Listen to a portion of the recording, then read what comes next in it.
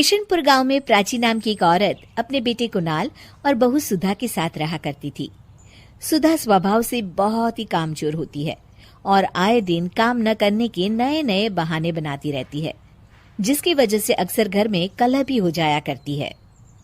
अरे बहू, तुमने बर्तन क्यों नहीं किए? वो माँ जी, मेरी उंगली कट गई थी सब्जी काटते वक्त, इसलिए नहीं कर पाऊंगी। तो क्या हुआ, बर्तन तो कर ही सकती हो।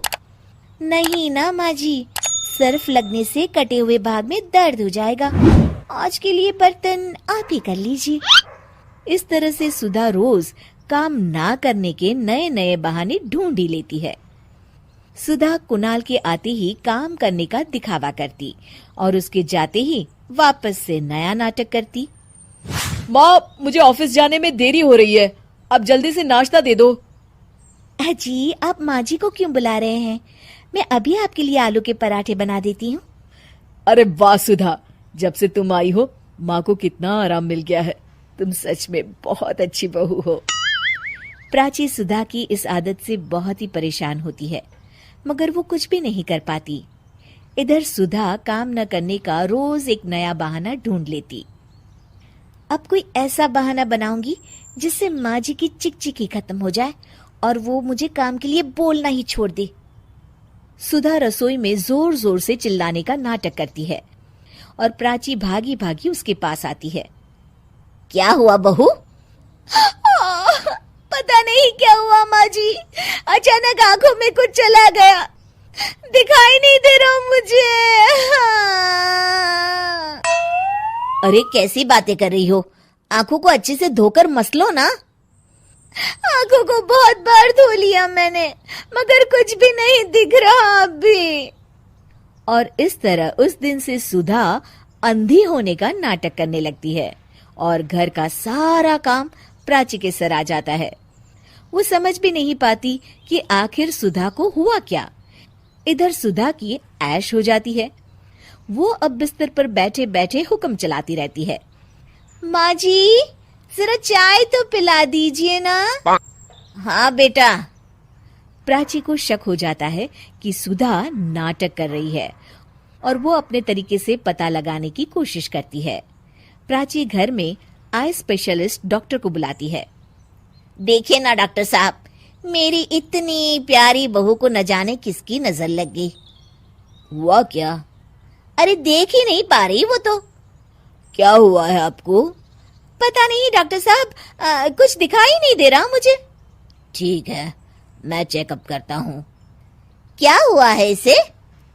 चेकअप में तो कुछ भी नहीं निकला है। इसका मतलब मेरा शक सही था, ये सिर्फ नाटक कर रही है। फिर भी डॉक्टर साहब, कोई तो इलाज होगा ना। सुधा घबरा जाती है। माँ जी, आप क्यों मेरी आंखों के पीछे पड़ गई हैं? मैं जिंदा हूँ, क्या ये काफी नहीं है? आंखें भी ठीक हो जाएगी ना धीरे धीरे। नहीं बहू, तुम तकलीफ में हो ये मैं देख नहीं पा रही। डॉक्टर साहब आप देखिए ना, कोई तो इलाज होगा इसका। मुझे कोई इलाज नहीं करवाना। मेरी आंखें भगवान की मर्जी की वजह से गई है और उनकी मर्जी की वजह से वापस आ जाएगी। देखिए, मैं दवाई लिख देता हूँ और आप इनको क्लिनिक पर ले आना। डॉक्टर तो चला जाता है, मगर सुधा अपने बिस्तर से टस की मस नहीं होती और अगले कुछ दिन भी प्राची को ही काम करते रहना पड़ता है। पानी सर के ऊपर से गुजर गया है, ये ऐसे नहीं सुधरने वाली। कुछ दिनों बाद प्राची कुछ काम से घर से बाहर गई होती है। हे भगवान, बहुत तेज भूख लगी है, पता नहीं माँ जी कब तक वापस लौटेगी, तब तक अपने लिए कुछ बना ही लेती हूँ। सुधा कुछ बना ही रही होती है कि तभी प्राची अचानक से लौट आती है। हे भगवान, माँ जी तो बहुत जल्दी लौट आई। जल्दी जल्दी चूल्हा बुझाने के चक्कर में उसके पल्लू में आग लग जाती है और वो जोर जोर से चिल्लाने लगती है। ये आवाज कैसी? प्राची भागी भागी रसोई की तरफ आती है। अरे बहू, ये आग कैसे लगी और तुम यहाँ क्या कर रही थी? पहले मुझे बचाइए माँ जी। प्राची फटाफट उसके ऊपर एक चद्दर डाल देती है और आग बुझाती है। सुधा के अंधे ना होने का सच अब सामने आ जाता है और वो प्राची से आंखें नहीं मिला पाती। ये सब क्या है बहू? मुझे माफ कर दो माँ जी।